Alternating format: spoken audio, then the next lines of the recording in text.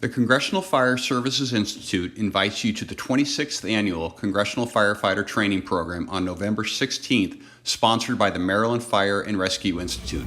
Once you arrive at the MFRI training facility on the University of Maryland's College Park campus, you'll swap your congressional attire for attire worn by firefighters in their line of work. Under the watchful eye of professional instructors, you'll perform a series of training exercises similar to the types of training required to become members of the Fire and Emergency Services.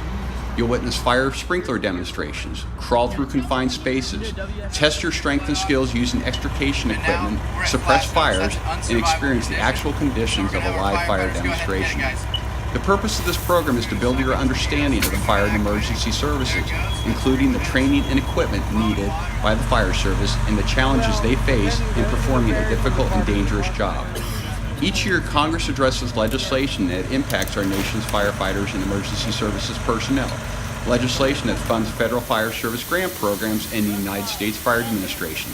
Legislation that addresses mitigation in response to natural disasters. Legislation that enhances public safety communications and the federal benefits program for the survivors of our fallen public safety officers.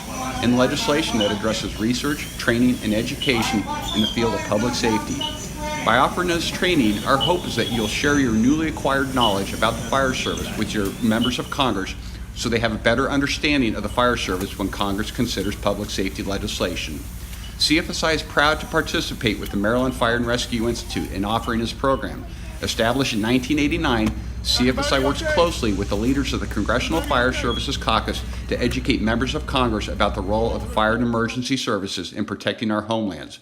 We hope you can join us on November 16th for another outstanding learning experience.